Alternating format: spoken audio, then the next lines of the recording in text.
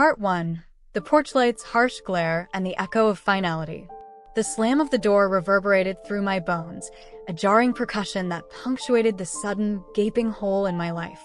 It wasn't just a door closing. It was a gateway to everything I'd ever known: warmth, security, love, family, sealing shut with a resounding, unforgiving thunk. I stood frozen on the porch, the chill October air biting at my exposed skin, clutching the worn straps of my overloaded backpack as if it were a lifeline. It contained the sum total of what they'd allowed me to take: a handful of clothes, a few dog-eared books, my battered laptop, and a worn photograph of my brother and me, taken years ago during a summer vacation. Scant possessions representing 18 years of a life I was now told wasn't mine. Above me, the porch light cast a harsh, unwavering glare, illuminating every imperfection in the weathered, clapboard siding of our two-story suburban house. It seemed to mock me, highlighting the stark contrast between the cozy domesticity within and the cold, unforgiving reality I now faced. The tidy lawn, the carefully arranged flower beds, the welcome mat emblazoned with our family name. Everything that had once represented security and belonging now felt like a cruel taunt. Through the lace-curtained window, I could make out the shadowy figures of my parents, Carol and David. The curtains twitched, a subtle movement that betrayed their presence, their silent surveillance. They were watching me, judging me, condemning me. They, who had always been my protectors, my providers, my unwavering source of love and support, were now my accusers, my judges, my executioners. My heart hammered against my ribs, a frantic drumbeat against the deafening silence of the suburban street. Each pulse was a painful reminder of the seismic shift that had just occurred, the shattering of everything I held dear. The familiar sounds of our quiet neighborhood, the distant bark of a dog, the rustle of leaves in the wind, seemed to amplify my isolation, underscoring the fact that I was now an outsider, a stranger in a place that had always been home. All because they believed the lie. The lie had taken root just a few weeks earlier, sprouting from a seed of doubt planted by a single, unassuming letter. It had arrived addressed to my mother, Carol, a neatly typed envelope bearing no return address. I hadn't seen the contents, hadn't even known the letter existed until the argument erupted, but I'd overheard enough to piece together the devastating truth. The letter contained, what? Accusations? Insinuations? I didn't know the specifics, but it had clearly shaken them to their core. It had triggered a chain reaction of suspicion, paranoia, and ultimately rejection. The ensuing argument had been a ferocious, tear-filled confrontation that shook the foundations of our seemingly normal life. I'd never heard my parents raise their voices to each other before, had never witnessed such raw emotion, such unbridled anger. The walls of our quiet, predictable existence had crumbled, revealing a terrifying void of doubt and distrust. The next thing I knew, I was being confronted with DNA tests, accusations of forgery, and the devastating declaration that I was not, in fact, the biological child of Carol and David Miller. The tests, conducted by a reputable laboratory, were conclusive, undeniable. They proved, beyond any shadow of a doubt, that I was not related to either of my parents. "We don't know who you are," my mother had sobbed, her face contorted with grief and anger, her voice cracking with a pain I couldn't comprehend. "But you're not our daughter. The tests don't lie, and there's no way we can raise you any longer knowing that you've hidden this from us your entire life. You have to leave." I tried to reason with them, to plead with them to reconsider, to remind them of the years we had shared, the love we had felt, the memories we had created together. I showed them baby pictures, childhood drawings, memories that only I could know, details that only their real daughter would recall. I desperately clung to any shred of evidence that could prove my identity, to convince them that I was still the same girl they had raised, regardless of what the DNA tests said. But they were unshakable. The letter, the DNA tests, the sheer impossibility of the situation. It had all conspired to convince them that I was living a lie, that I had somehow deceived them into raising me for 18 years. The grief was crushing them, the fear that a fraud had weaseled its way into their family. They believed they were protecting their life. What they didn't know, what I didn't know, was that I carried within me a secret far greater than anything they could have imagined. A secret that would transform my life, shatter their world, and ultimately reveal the truth about my identity, my destiny, and the extraordinary blood that flowed through my veins. What they didn't know, what I didn't know, was that I carried the blood of a billionaire. Part 2. The fabric of normalcy and the loom of fate. Growing up in the Miller household, my life had been a tapestry woven with the threads of normalcy. There were no dramatic plot twists, no sudden windfalls, no hidden secrets lurking in the shadows. It was a life of predictable rhythms and comfortable routines, a haven of quiet domesticity far removed from the glittering world of wealth and power. We weren't poor, struggling to make ends meet, but we weren't wealthy either, living a life of extravagance and luxury. We occupied a middle ground, a comfortable space where we had enough to meet our needs, but not enough to indulge our every whim. My parents worked hard, sacrificing their own dreams and ambitions to provide a stable and secure life for my brother and me. My dad, David, was an accountant, a meticulous and pragmatic man who found solace in numbers and order. He worked long hours, poring over spreadsheets and crunching data, ensuring that our family's finances were always in order. He was a steady presence in our lives, a reliable source of support and guidance, a man who valued honesty, integrity, and hard work. My mom, Carol, was a teacher, a warm and compassionate woman who dedicated her life to nurturing and educating young minds. She had a passion for literature, a love of learning, and a genuine desire to make a positive impact on the world. She was a constant source of encouragement, always pushing me to excel in school, to pursue my dreams, to become the best version of myself. We lived in a modest house in a quiet neighborhood, a 2-story colonial with a small backyard and a white picket fence. It wasn't fancy, but it was home. It was filled with love, laughter, and countless memories. We went on camping trips in the summer, packing our old station wagon with tents, sleeping bags, and a cooler full of sandwiches. We explored national parks, hiked mountain trails, and roasted marshmallows around the campfire under the star-studded sky.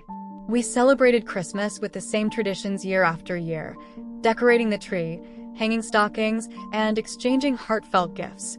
I had a younger brother, Ben, who was the typical annoying little sibling. We bickered and fought, teasing each other relentlessly, competing for our parents' attention. But we also had each other's backs, offering support and comfort when needed, sharing secrets and dreams in the darkness of our bedroom. He was my confidant, my partner in crime, my lifelong friend. I excelled in school, devouring books and absorbing knowledge like a sponge. I played the violin in the school orchestra, finding solace and expression in the beauty of music. I dreamed of becoming a journalist, of using my words to inform, to inspire, to make a difference in the world. I volunteered at the local library, tutored underprivileged students, and wrote for the school newspaper, honing my skills and pursuing my passion. There was nothing extraordinary about my life, nothing to suggest that I was anything other than what I appeared to be, the daughter of Carol and David Miller, a normal teenage girl with ordinary dreams and aspirations. There were no hidden clues, no cryptic messages, no lingering mysteries to hint at the truth that lay dormant within me. That's why the accusation was so shocking, so unbelievable, so utterly devastating. It shattered everything I thought I knew about myself, about my family, about my entire existence. It transformed my world into a kaleidoscope of shattered fragments, leaving me disoriented, confused, and utterly lost. As I walked away from the house that day, clutching my backpack. Part 3. The concrete jungle and the erosion of hope. The concrete jungle of the city swallowed me whole, a vast and indifferent landscape of towering buildings, bustling streets, and anonymous faces. Gone was the familiar comfort of the suburban neighborhood, the quiet tranquility of my former life, replaced by the constant cacophony of sirens, car horns, and the endless murmur of human activity.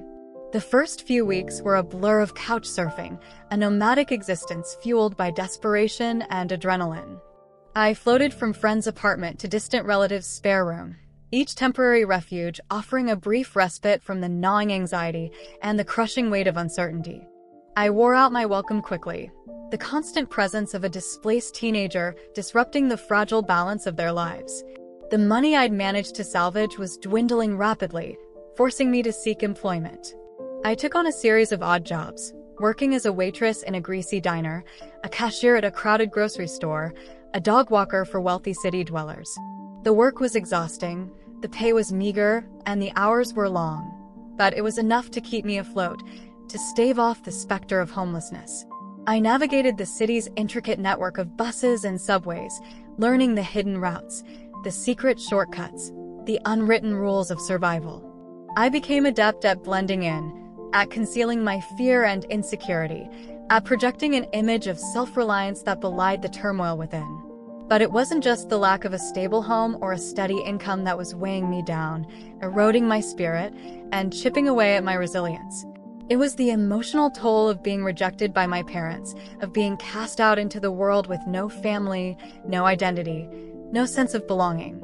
The absence of their love, their guidance, their unwavering support left a gaping hole in my heart, a wound that refused to heal. I replayed the events leading up to my expulsion, searching for clues, for explanations, for any sign that I had missed, any indication that my parents harbored doubts about my true identity. But I found nothing, only the unwavering certainty of their love, the unquestioning acceptance that had defined our relationship for 18 years. I tried to contact Ben, my brother, clinging to the hope that he, at least, would still believe in me, would still offer me his friendship and support. But my calls went unanswered, my texts unread. I learned from a mutual friend that my parents had forbidden him from speaking to me, had painted me as a deceiver, a liar, someone who had betrayed their trust. I was completely alone, adrift in a sea of uncertainty and doubt, cut off from the only family I had ever known. The nights were the hardest, the silence amplifying my loneliness, the darkness mirroring the despair within my soul. I tossed and turned in unfamiliar beds, haunted by memories of my former life, of the warmth and comfort of my old bedroom, of the loving embraces of my parents. I dreamt of a future that now seemed impossible, a future. Part 4. The aroma of espresso and the glimmer of recognition. Months bled into a year of scraping by, of quiet resilience, of building a new life amidst the wreckage of the old. The city, once a terrifying and overwhelming force, had become a strange sort of sanctuary, a place where I could disappear, where I could reinvent myself, where I could find a measure of peace amidst the chaos.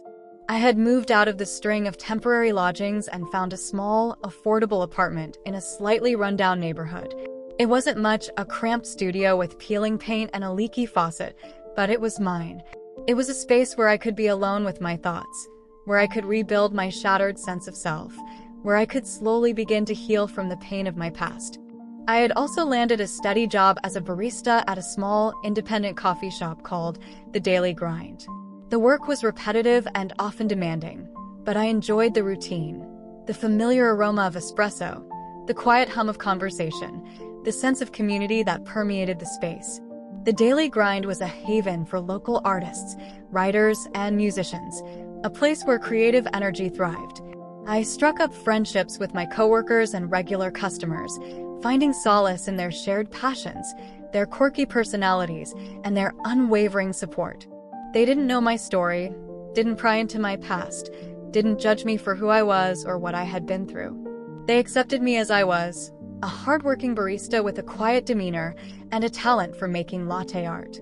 I was starting to rebuild my life, to carve out a new identity for myself, to find a sense of purpose and belonging in this strange and unfamiliar world. But the pain of being rejected by my parents still lingered, a dull ache that never quite went away, a constant reminder of the family I had lost and the life I had left behind. One day, while working behind the counter, meticulously crafting a cappuccino for a particularly discerning customer, I served a woman who looked vaguely familiar. She was elegant, impeccably dressed in a tailored suit and designer shoes, and possessed a quiet air of authority that commanded respect. Her hair was styled in a sleek bob, her makeup was flawless, and her eyes, a piercing shade of blue, seemed to take in everything around her. As I handed her the cappuccino, carefully dusting the foam with a sprinkle of cocoa powder, she studied me intently, her gaze lingering on my face, her eyes filled with a mixture of curiosity and recognition. It was a subtle flicker, a fleeting expression that vanished as quickly as it appeared, but I couldn't shake the feeling that she saw something in me, something that resonated with her on a deeper level. "Excuse me," she said, her voice soft but commanding. Part 5. The Sterling Gaze and the Ascent to Light. Yes, I admitted. The word a fragile whisper that hung in the air, a confession that unlocked a door I hadn't realized I was still hoping to open. The name Olivia Miller felt like a ghost on my tongue, a relic from a past life, a password to a world that had rejected me. Eleanor Sterling's eyes widened, the recognition now unmistakable. "It is you," she breathed, a mixture of relief and astonishment in her voice. I wasn't sure. "You've changed so much," she explained quickly, urgently, over my growing confusion, as the latte line began to lengthen and the espresso machine hissed its protest. Eleanor Sterling was the personal assistant, the confidant, the gatekeeper, to Charles Ashton, a reclusive billionaire who had disappeared from public life years ago. He was a man shrouded in mystery, a titan of industry who had withdrawn from the world after a series of personal tragedies, leaving behind a legacy of innovation, philanthropy, and whispered rumors. What she revealed next defied all logic, all possibility, all the carefully constructed narratives I had built around my life, both before and after my exile. "I looked just like his late wife," she said. "My eyes were just as kind and caring." Eleanor had been searching for me, or rather, for a young woman matching my description, for months, acting on Charles Ashton's increasingly desperate hope that his missing granddaughter might still be alive. Here's what I learned. Pieced together from Eleanor's hesitant explanations, fragments of old news articles, and a whirlwind of emotions that threatened to overwhelm me. Charles Ashton's daughter, Isabella, had married a man her father disapproved of, a struggling artist with a rebellious streak. The couple had eloped, defying Ashton's wishes, and disappeared off the grid. Years later, news reached Ashton that his daughter had died in childbirth, her baby daughter presumed stillborn. But Ashton, a man of immense wealth and unwavering resolve, had never fully accepted that his granddaughter was gone. He harbored a secret, a persistent belief that Isabella had somehow managed to keep her daughter alive, had entrusted her to another family, had given her a chance at a life free from the pressures and expectations of the Ashton legacy. He'd recently received information that some hospital records, many years ago at a hospital with difficult times, were being rewritten. The hospital where I was born. The information was overwhelming, a tsunami of truth that threatened to drown me in its wake. I, Olivia Miller, outcast and rejected daughter, barista, and aspiring journalist, was also the granddaughter of Charles Ashton, heir to a vast fortune, a member of one of the most powerful and influential families in the country. The DNA tests my parents had used to reject me, I learned, were faulty. It was not the first time the lab had made such mistakes. Eleanor had discovered that the Ashton's family lab, by comparison, was the best lab in the country and insisted on a test there. I met with Charles Ashton, expecting a cold, calculating titan of industry, a man hardened by years of loss and disappointment. Instead, I found a gentle, grief-stricken grandfather, a man whose eyes lit up with a spark of recognition when he saw me, a man who recognized in me the same spark of kindness, intelligence, and creativity that he had so loved in his daughter, Isabella. He welcomed me into his life, into his family, into his world of unimaginable wealth and privilege. He gave me access to his lawyers, his accountants, his historians, resources that helped me piece together the truth about my past, about my parents, and about the forces that had conspired to keep me hidden from him for so long. News of my true identity sent shockwaves through my old town, turning my former life upside down. My parents, upon learning the truth, were devastated, consumed by guilt and remorse. They reached out, begging for forgiveness, pleading for a second chance, desperate to undo the wrong they had done. I met with them at their request, in the same small coffee shop where I had first encountered Eleanor Sterling. The conversation was difficult, strained,